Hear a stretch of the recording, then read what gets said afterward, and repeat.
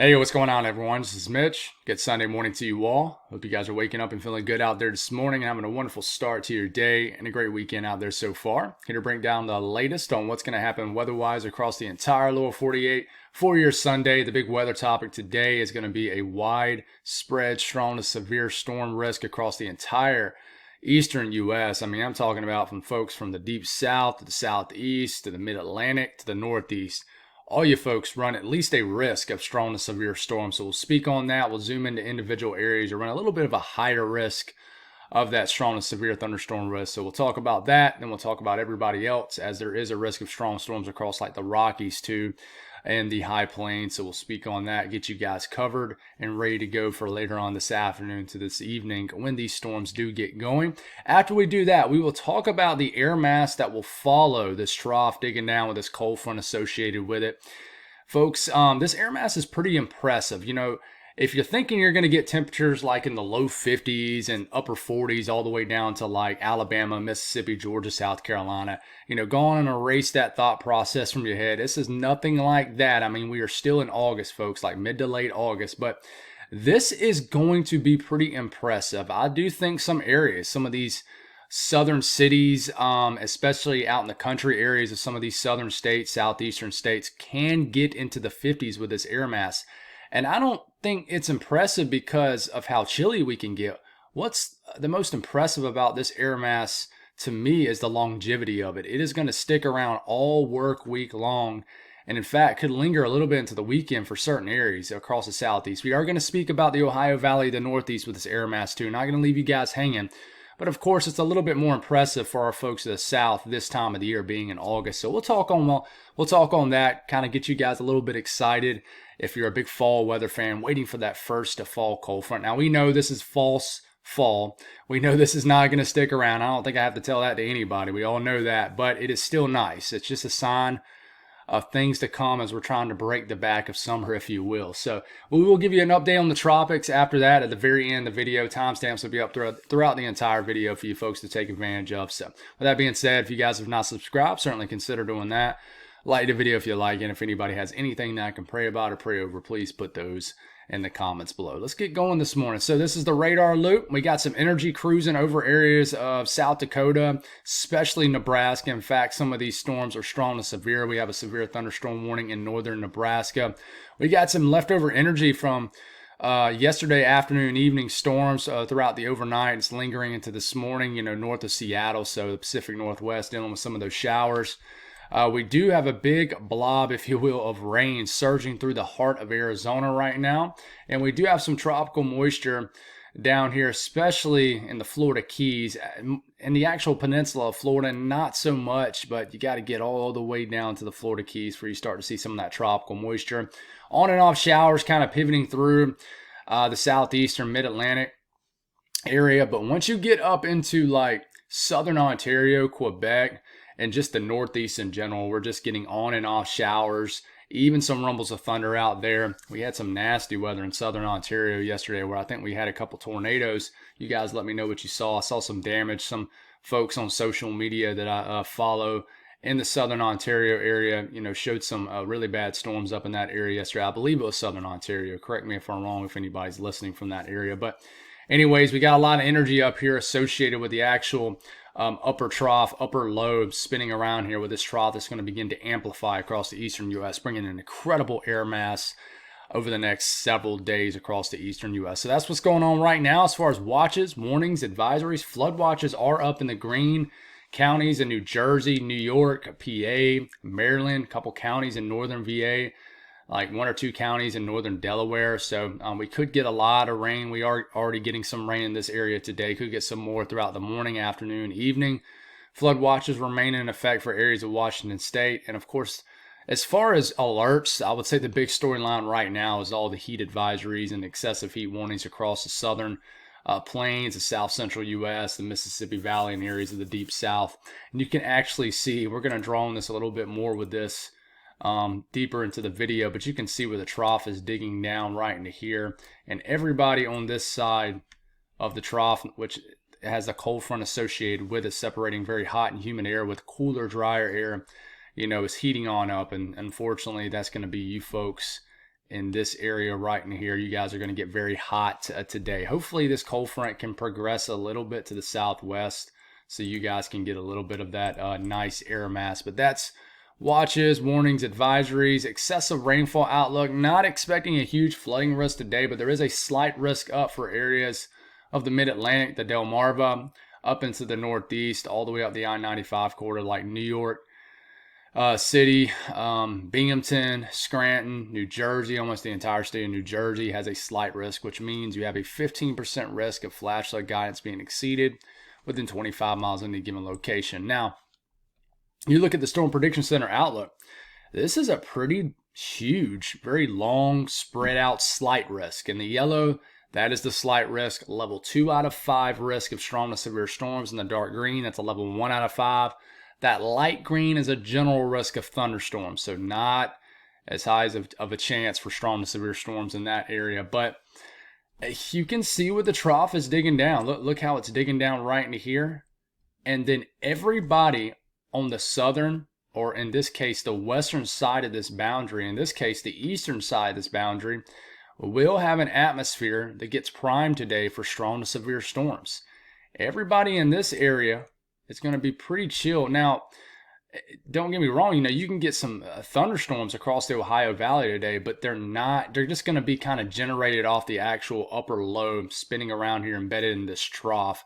There's not going to be much of a severe element to them. But once you get south of this boundary and outside this boundary, you are definitely going to have an atmosphere that supports especially strong winds for today. I think that'll be the highest risk. And now, if we look at the tornado risk for this, you do have a pretty large, covering some highly populated areas, pretty large 2% risk of a tornado in the green today up here in the northeast and areas of the mid-Atlantic. And that is because you are closer to the actual surface low associated with this trough just north of this area. So your kinematics is going to be better in this area to support a spin in the atmosphere. But damaging winds is definitely going to be by far the biggest threat today. If you live in the yellow area, you folks in the southeast saw it yesterday. We had a pretty nasty storm in my neck of the woods right when we went to bed last night. That produced a lot of heavy rain, some strong winds. But these storms will have a lot of wind energy with them today with this such a strong trough and so much lift with this trough and cold front. They are definitely going to have a wind threat with them. So if you live in the yellow area, that's where you have a 15% risk of hail exceeding 1 inch in diameter. A 15% risk of winds exceeding 55 to 60 miles per hour within 25 miles in any given location. I was getting a little ahead of myself there. The hail threat, not as big today, just a couple areas that have a 5% risk of 1 inch in diameter hail. So let's go on and break down the southeast first, and then we'll kind of zoom into individual areas of the southeast. We keep this rolling here. We take it into this afternoon. This is around 3 or 4 o'clock this afternoon. We're starting to get some storms that are bubbling up here in the western sections of North Carolina, South Carolina, some storms in Kentucky. I really think once we get into later this afternoon, really more so this evening, this is when these storms are going to become probably peak intensity, most widespread. You see the storms from Alabama to Georgia up into the Carolinas, a little bit of pop-up activity in Florida, not really driven off the cold front, more so just kind of pop-up activity. But these storms, I would say it'll be one clean sweep through today. I don't think this is going to be where you get some storms and then you'll have another area of storms that follows it, where you're going to have multiple opportunities to get rounds of storms today. I think, honestly, for most, this will be one clean sweep through. So once you get a line of storms that sweep through today in the southeast, I think for the most part, it's probably going to be done. It's just those storms that do move through are going to pack one heck of a punch if you just happen to get hit by one. Now, some people won't. In fact, you zoom into the deep south, you'll see what I mean here. There's a slight risk that kind of extends all the way into this area. But, you take it to about 6, 7 p.m. It's just really only showing storms from maybe Birmingham all the way through Auburn, to Columbus, Georgia, south of Atlanta, really. And, develops kind of a line structure of storms, if you will, sweeps it through south to eastern Alabama and eventually into the panhandle of Florida, like in the middle of the night tonight, and then it's done. So we just kind of have to see what happens with this. If you look at the damaging wind threat in this area, it does depict here that the storms that do form is going to have a lot of oomph with them when it comes to wind energy. So You look in these little embedded areas here, you got 30, 40, maybe 50 mile per hour wind gusts associated with these storms here in southeastern Alabama. But these storms could very well be a little bit more spread out all the way to Mississippi. This is just one particular run from the HRR model, the HRR model. So just be aware of these storms, damaging winds. A wide look at Georgia, the Carolinas, up into Virginia, and other states associated in this graphic. We keep these going. These storms really get going like almost close to dinner time. Like we got some big storms around the Charlotte area, central North Carolina, the Piedmont, North Carolina, storms up here in the Delmarva Tidewater area, and then these will sweep through. I think they'll be quite intense in this area today, from Georgia through central South Carolina, now getting into eastern North Carolina. Not everybody will get these storms today. It'll miss some people for sure, but I think you get a higher chance of storms once you get into the eastern half of the Carolinas, the southern entire half of Georgia, I would say. I think that this cold front will be advancing pretty quick in this area today. And in fact, you kind of look where the cold front is right now. I meant to pull this up, so we're going to do it now. Yeah, the cold front's already right here. This is where the cold front is. So once you get on the other side of this cold front, I mean, you can still get weather. Obviously, you're getting it right here. But the chances of strong to severe storms kind of drop off some because you start to get into more of a stable, dry atmosphere. So this cold front is racing at a pretty fast clip. It's not a slow-moving cold front. It reminds me kind of a fall or winter-type cold front, to be honest with you. It's very, I wouldn't say very abnormal for this time of the year, but it certainly is not common. And in fact, I'm kind of surprised more people aren't talking about how uncommon it is. I've made quite a bit of posts about it on social media. It's kind of surprising me, but you continue to keep this going. I mean, we're going to get some nasty storms in the eastern Carolinas today. Really this evening, I would say. More so this evening. And then after that, we're done. Now, if you look at winds, not really worried about a tornado threat down here, but if you look at winds in this area, it does show some very strong winds associated with the storms that do form. Like look up here near like Lancaster, South Carolina, moving through Hartsville, Florence. But these storms up here in eastern North Carolina, eastern Virginia could pack a punch too. But just any area that gets under a severe thunderstorm warning, take it serious. I'm telling you, it could take you by surprise if you're driving down the road, doing whatever you're doing, going out for dinner tonight. And, your area gets under a severe thunderstorm warning. These are going to have a lot of wind energy with them. They're going to pack a punch. And I would say it favors the southern half of Georgia, okay, the eastern Carolinas, central to eastern Carolinas, and then the entire eastern half of Virginia to the Tidewater to the Delmarva area. So if you look up here in the northeast, just widespread activity today. We get into this afternoon, we're getting storms again firing. It could be another severe weather day up here in Ontario and areas of Quebec. Just widespread thunderstorms in New York State, PA. We're getting some energy firing back here in southern Michigan, Ohio, Indiana. But folks, I really think that these could just produce some small hail at most. I don't think they're going to pack much of a punch because you're lacking that thermodynamic atmosphere.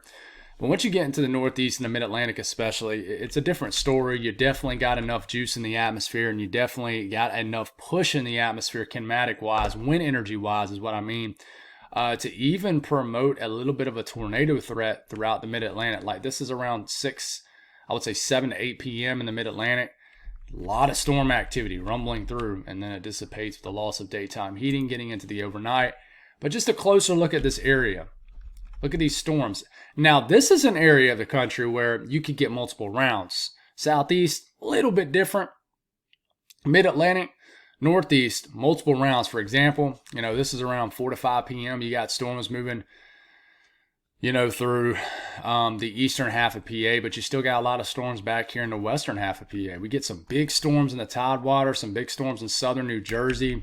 And they all might kind of consolidate around Delaware. But, I mean, this might not be exactly the way it works out. Big storms moving through New York City. Could be a very stormy evening in New York. Long Island. Look at these storms surging through eastern PA. And we could get some storms in Connecticut, Rhode Island today. Later tonight more so. And then we're done when we wake up tomorrow morning. But you look at the updraft Felicity swath in this area. And, there's not a loud signal, but if you look really closely, you've got a couple areas that do show a little rotation with some of these storms. This just indicates, like I said, rotation with these storms. Doesn't mean you're going to get a tornado necessarily, but there certainly will be rotation. For example, yesterday in northern South Carolina, the HRRR model did very well. Picked up on this nasty cluster of storms in the northern half of South Carolina that showed rotation with it. And these storms did have rotation with them. But the reason the National Weather Service didn't put a tornado warning on it is because it was very broad. So when you get this broad rotation, it would probably, if you're looking at the storm, if you're physically seeing the storm, it would probably look pretty wild. The structure would probably be pretty impressive. But unless you get really a tight couplet on radar, they're not going to issue a tornado warning. Just a little nerding out with you guys there. And maybe one of these days when I can do this full time, I can make some, I guess you would say, classes on how to read the radar and stuff like that. Time is just, it's just precious these days, guys. It really is. But as far as damaging winds, just you see the splotches of green, even some like oranges right here in the Tidewater area. You're definitely going to get the potential for some damaging wind gusts. Definitely a lot of wind energy in the atmosphere with this trough pushing through in this cold front with a lot of lift and pushing the atmosphere. So just be aware. Like I said, your area gets under a severe thunderstorm warning. Take that alert very serious. So now you continue to push forward here. You look in the south central U.S. Just hot, humid. You're not on the good side of the cold front. Unless you just absolutely love hot, humid air, then you would say, yeah, we're on the good side. And there's people out there that enjoy it. They don't want it to end. They just love summer. Don't understand that. But hey, everybody's different. That's the beauty of life. We're all different. But you continue to push this through. Not a whole lot today. We get into tonight, a little bit of energy pushing through the plains, moving through areas of Missouri. And then we got energy also into Arkansas. So we could wake up to some storms in like areas of Arkansas, southern Arkansas, right where kind of Mississippi, Louisiana, Arkansas meet along the Mississippi River. Definitely some storms firing for your Monday morning. But weather-wise, not very active. It's just going to be hot, humid, heat index well over 110, 105 for certain areas. So the north central U.S., kind of that widespread shower and storm pattern is starting to leave your area now. Now, we are going to get some storms that could pop up in Indiana, southern lower Michigan, around the Detroit area. Could get some storms into Ohio, especially later this evening. Some storms, a little bit of energy associated with this upper low. Probably could pivot behind the actual low on the back side of it, so we could get some scattered downpours, maybe even some storms. Some of them could reach severe limits. It is very possible. Just no severe weather outbreak in Ohio, nothing like that, but some scattered activity possible around dinner time tonight. A little bit of energy, that same energy I just talked about, that'll move all the way into Arkansas by the time we get into the morning hours tomorrow morning. Some little bit of rain down here in Omaha, Lincoln in the middle of the night tonight is very possible. And then there's a little sign of things to come. There's that northerly flow that once you get deeper into fall, you get into winter, that flow is definitely in the form of lake effect snow. So you love to see that little bit of flow off the lakes like that. I know I do. So we're getting closer day by day. Don't want to rush it though. I've been bad about just rushing the seasons. I definitely will take full responsibility for that. So even though we're in August, which is still a brutally hot month in the South, I'm just taking it day by day, just enjoying the days leading up. I'm really bad, guys, about getting, for example, I'll get so excited about fall in like late August and the entire month of September. And then by the time I get into about the second or third week of October, which I would say for a lot of people is like peak fall energy, if you will. Heck, I'm already starting to think about Christmas. And in my mind, I'm almost trying to rush the rest of October. And I'm ready to get to like the first week in November where I can put my Christmas tree up and stuff like that. So I know I gotta do better about not rushing each season. I mean, time is precious, right? You don't want to rush time away. But anyways, there's your side story of the morning. But you look out west and we're going to get a lot of energy again, kind of that pattern you were dealing with early last week. Look at all these storms in Utah, another stormy day. I don't think these storms will have the punch that they had yesterday, but the northern half of Arizona, all of Utah, areas of Idaho, maybe even some storms in far, far northeast Nevada. and then some storms in areas of western Wyoming. Could get some energy surging through the Rockies of Colorado. My cat's over here just sprawling out over here, just kind of stretching. Pretty cute. Anyways, we keep this going. We could get a lot of energy that surges through Montana. You see that area of energy up here, Karen. You might get some rain up here in Montana.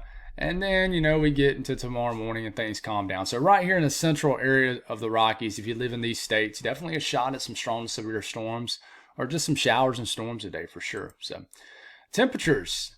Can you see what the cold front is, guys? If not, I'll draw an outline. Look right into here. You can see it pretty well. This thing is digging down. And everybody south of this front is going to warm up in typical summer fashion. Anybody associated in the air mass that the cold front is bringing, yeah, it could warm on up. But it's going to be a little bit drier, a little bit less humid out here. Now, the true air mass behind this cold front is actually still up here. And it's going to come down and sort of like retake over, re-amplify the atmosphere and really bring in that true kind of touch of early fall across the eastern U.S. But we get all this squiggly lines off your screen. If you're, south of this boundary, it's going to get awfully hot today, especially in the deep south, the south central U.S., 90s. 100s, just brutally hot, unfortunately. And we look out west, it's starting to warm up. The Pacific Northwest, still nice, not too bad at all. And even the Southwest isn't bad. It hasn't been too terribly bad across the Southwest as of late. Seems like it was hotter at the beginning of summer than it has been lately. But the high plains, well into the 90s, very hot into the high plains today. All the way up into Montana is going to get well into the 90s. So pretty hot as a ridge is pretty much flexed over this entire region. So yeah, now we move forward. We're done with today. Let's talk about this air mass. The water vapor loop shows what's going on very, very well. There is sort of a trough digging down across the Pacific Northwest and the immediate western U.S. And that's why you got a little bit of cooler air in the Pacific Northwest. Then a ridge builds in pretty dramatically across this area. And then you get a dramatic flow that kind of comes out the northwest, digs way down here, and then it shoots way back up into this actual spinny thing right here, which is our associated trough of low pressure that continues just to bring a nice spin. But the cold front is pushing through. Cold front's actually right here. And where I drew this arrow here, this is where the air mass is going to shoot in from basically the north to the south across this entire area. So big ridge right into here, and that is why you're going to be so warm across the high plains today. Ridge pushing in, there's a flow associated with this ridge going just like that, and that's why you're getting storms across the Rockies. And then everybody in this area will have that risk of strong to severe storms south of the boundary where the hot humid air can really build ahead of that boundary. So that's what the pattern looks like on water vapor loop. It shows very well. Definitely not a relaxed pattern. It's definitely amplified. It's bowing out here. It's bobbing and weaving. So it's definitely an excited, I would say, pattern right now. And you can see this pretty well. And in fact, I'm actually going to move this back to the entire lower 48. And it shows up well. There's your trough out west. There's your ridge in the middle of the Rockies. And there's your trough digging across the eastern U.S. There it is. You can see it pretty well. Dig, rise, dig, and yeah, another rise over Atlantic Canada. So there's your blob of blue, a low pressure. Now this is actually going to get connected to the north, and actually that will help surge in a nice air mass way up here from Canada. So you can see the pattern very well. Now watch what happens here. This isn't a fleeting blob of blue right here. And this blob of blue is an area of low pressure. It's a trough of low pressure. The area in orange, that's a ridge of high pressure. It's high pressure. Blue, low pressure. Orange, high pressure on this particular output. So you keep this going. Not only does this area in blue hang out around the eastern U.S., it begins to get a connection from the north, which really helps to just boost the air mass and make it just even better if you're a fall weather fan. So this trough just kind of hangs out over the eastern U.S., continues just to bring in a nice air mass Wednesday, we get into Thursday, and even as we get into Friday, yeah, you're starting to see the orange taking over. But remember, this is at 500 millibars. It's not the surface. It's way up in the atmosphere. So the pattern has not really kind of came to the surface. So this is going to hang out with us for a while, and then we just got to see what happens after that. So as far as air mass temperatures, these are dew points. This tells us how how humid or dry the air actually is. Dew points in the 70s, very tropical air mass. Dew points in the 60s, there's a touch of humidity out there. It's not awfully bad though. Once you get into dew points into the mid 50s and lower, I would say that's when you have a nice dry air mass. When you get dew points like in the 20s, the teens, single digits, that's when you need to pull out your chapstick because it's very, very dry outside, what we call bone dry. And I always want to throw this in there when I'm talking about humidity dew points. When you're trying to gauge how humid it is outside, folks, stop looking at the relative humidity percentage. Stop looking at the percent number. Look at dew points. 9 times out of 10, these weather apps have an option to see dew points too, outside that humidity percentage. Look at dew points. That's your best way to gauge. And if you're not following me with what a 72-degree dew point means to actually how it feels outside, all you got to do is type in dew points, Google dew points compared to what it feels like or something like that. It'll give you a graphic. But 70s, oppressive humid, awfully humid, or higher, just tropical moisture. 60s, middle ground, 50s or lower. That's when you start to get into some nice dry air. So we're dealing with the humidity down here in the deep south, the extreme eastern U.S., I-95 corridor up into the northeast today, ahead of that cold front. Now, first initial front kind of moves through. It's kind of like two fronts. First front will move through, kind of clear out the atmosphere. For example, we get into tomorrow evening. We're getting, dew points in the 50s to 60s as far south as the deep south. So it's kind of chopping off the humidity. Look at these dew points here in the Ohio Valley. They're in the 50s. They're nice.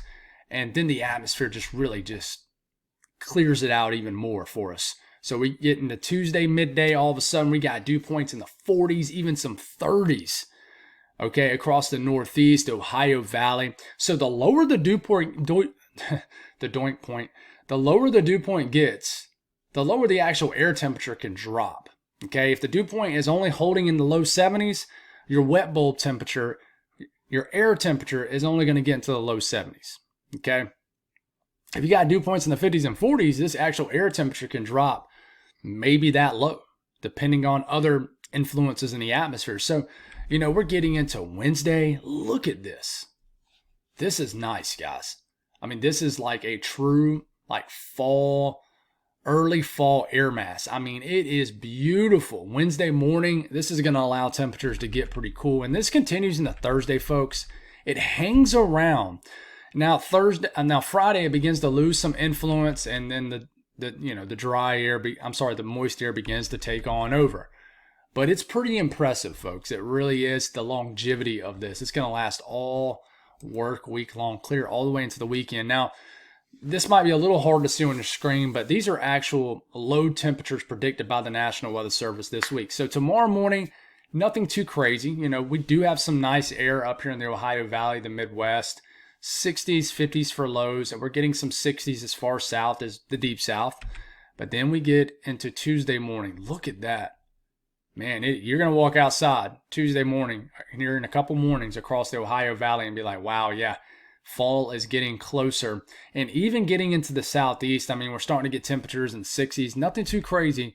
But, and then we get into Wednesday morning. We're getting some upper 50s as far south as northern Alabama, northern Georgia, the Carolinas. I think even South Carolina will have areas in the upper 50s. But even, 65 degrees in Columbia on August 21st is nice. It really is. I mean, it's not record-breaking low temperatures. It's nice, though. Look at these 40s up here in the Ohio Valley. And then we get into Thursday, still nice air hanging around 60s. I mean, lows in the 60s as far south as maybe the Panhandle of Florida. We got lows in the 50s. I mean, maybe even northern Arkansas. I mean, even back here in Missouri is getting a taste of this. But Tennessee, Kentucky, it's just going to be nice. It really is. And then Friday morning, just still sticking around with us. Atlanta, lows in the low 60s maybe, especially. This is kind of an air mass where if you're out in the country, it'll get maybe as much as 5 degrees colder than what we'll get in like the kind of the, I would say that the city areas and stuff like that. I cannot say rural to save my life. Urban and rural, I can't say that word. My wife picks on me all the time. I just cannot say that. So I just say city areas. But then we get into Saturday morning. Still a nice morning for certain areas. Very nice, but of course, the air mass begins to leave us as we get deeper into this coming weekend. But just incredible air mass. And, for my folks screaming at me here in the Northeast, what about us? What about us? I got you covered here. Let's roll. We'll roll this a little bit faster for you folks, though. We look at Monday morning. Warm, late summer morning, right? Go from Monday morning to Tuesday morning. That's a dramatic difference, right? I mean, temperatures getting into the 40s in the Adirondacks. I mean, you don't even have to be in the mountainous areas to maybe get some temperatures in the 40s. And then look at Wednesday morning. That is a nice early fall air mass across the Northeast. It's going to be downright a little nippy outside in certain areas. And then we look into Thursday morning, still nice. Friday morning, still hanging around. And then we start to, moderate as we get into this weekend. But just an incredible air mass, guys. Really, really enjoy it. Update on the tropics. Not going to stay on Ernesto very long. Ernesto's going to have an opportunity to strengthen back into a hurricane today. It is a tropical storm right at this moment, well north of Bermuda. Hope you guys are doing well this morning. And I'm sure you'll have a full day today to really clean up with the aftermath of Hurricane Ernesto. But this is Ernesto out here just bringing some nasty swells. Rip current dangers across the eastern U.S., but as far as impacting anybody right this moment, it does not. But that is it right there. Latest advisory information. Let's see what we got. Yeah, Ernesto is a 70-mile-per-hour tropical storm. Forecast to re-strengthen into a hurricane. That was kind of expected. Once it got north of Bermuda, away from the trough that was giving it a lot of wind shear, therefore dry air. Could strengthen all the way back to an 80-mile-per-hour Category 1 hurricane sometime tonight. Then it'll race off to the northeast where the actual track has shifted further southeast, which is good for our friends here in the Avalon Peninsula, southeast Newfoundland. I really don't think you guys are going to get that bad of impacts, but we still need to watch out tomorrow night for you folks here. And just to kind of look at one particular short-range hurricane model here. Here it comes.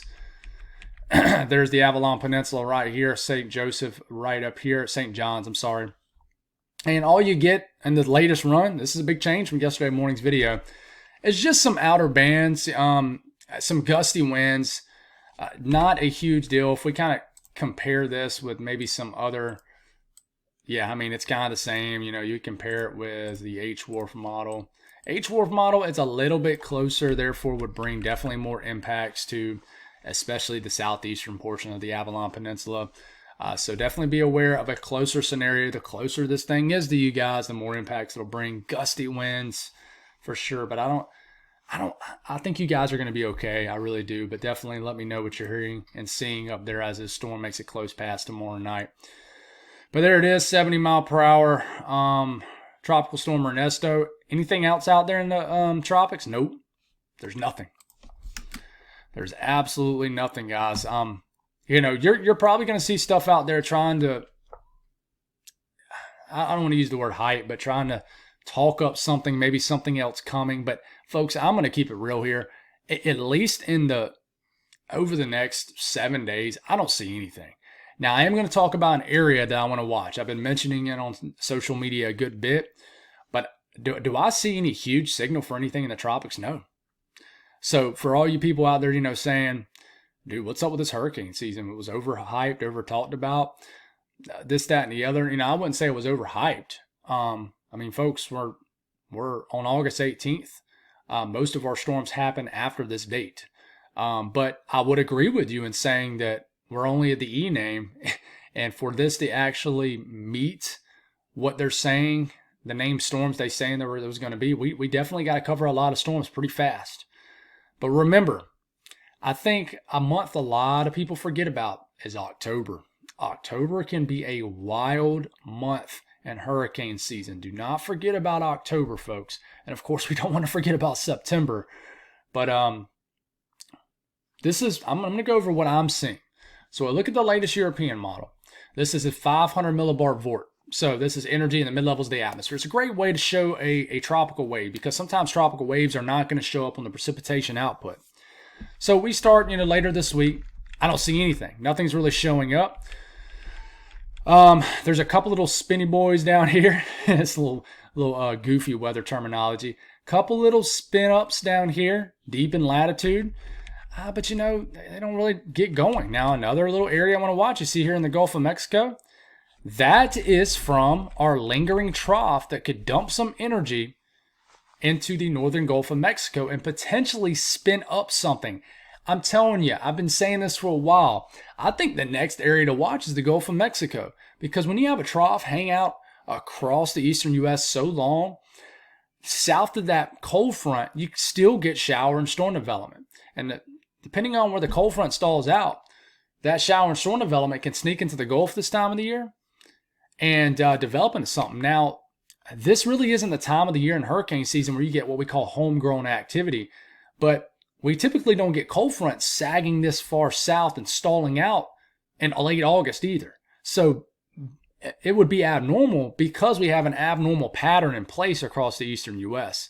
So I would watch for something to spin up in the Gulf of Mexico. Of course, you want to watch these tropical waves, and we'll continue to go. It does have a little weak tropical wave right here. We got something that kind of hits Texas, very weak though. But we go 10 days out, all the way out to the evening of the 27th of August, and I don't see anything. Nothing of concern. We look at the latest GFS and start off later this week, same thing. There's that little spin right there. You see that area indicated in the yellow and orange? Kind of spin up, tries to move into Texas, and then we're done with that. And then what about out here in the Atlantic, the MDR, which is supposed to be getting active this time of the year? And folks, nothing really gets going. There's nothing. And, everybody keeps chattering about such a favorable environment out here. And it is. The background of the Atlantic is going to get highly favorable for the second half of August that we're pretty much in now. But I can tell you that this will be a weird one if nothing develops out of the pattern here. And I think the biggest issue right now is the fact that, and it's a good issue, is the fact that these tropical waves are entering the Atlantic off North Africa, the west coast of Africa, too far north. So instead of these waves entering like down here, okay, they're kind of entering like up here. That's a huge difference. Cooler sea surface temperatures are in this area, and drier air is in this area than it is down here. Okay, so that's just something to watch. All right, so we're the E name, Ernesto. The next is the F name, Francine. If you didn't know. Yeah, just to kind of zoom into that area that I am watching, kind of in the Gulf of Mexico, I do want to watch this area. We kind of back this up, watch all this energy associated with the trough. It kind of gets going, then some energy gets kind of thrown down here. And what's wild is it looks like this is the energy right here on the backside of the trough. Trough is digging down right here. Energy's kind of surging through here. And watch how this enters the Gulf. Watch this. The pattern's wild, guys. That's why I love the weather. Watch how it enters the Gulf. And then something tries to tango together. And then you see that little spin right there, little blob. And then it surges in to Texas. I want to watch that. I really do. Is it a concern? Absolutely not. But it's just those little things that could sneak up on you. It is. Now, you look at the European ensemble, there's no support for anything like that. And yeah, you're seeing some L's out here in the Atlantic, but this makes up 51 members. That's not a lot of members, and they're very scattered about, which tells me that the models are having a hard time latching on to one particular wave. So that's all I got, guys. Thank y'all for tuning in. I'm not going to overhype anything that I'm not seeing, but I've definitely got my eyes on everything. I do. I check this stuff multiple times a day, and we're going to continue to try to figure this out. But the reason I've kind of relaxed on the evening videos is because life is crazy right now outside of my weather stuff. Got soccer, got a lot going on. So if there's no immediate threat, I'm not going to double up on the videos and just do an unnecessary amount of videos a day. When there's no immediate threat of any kind of substantial weather event, whether it's winter weather, whether it's a tropical threat, whether it's a severe weather outbreak or anything like that. So we're going to continue to postpone the evening videos for now. But God bless all y'all. Y'all have a wonderful Sunday, and I'll talk to you again soon.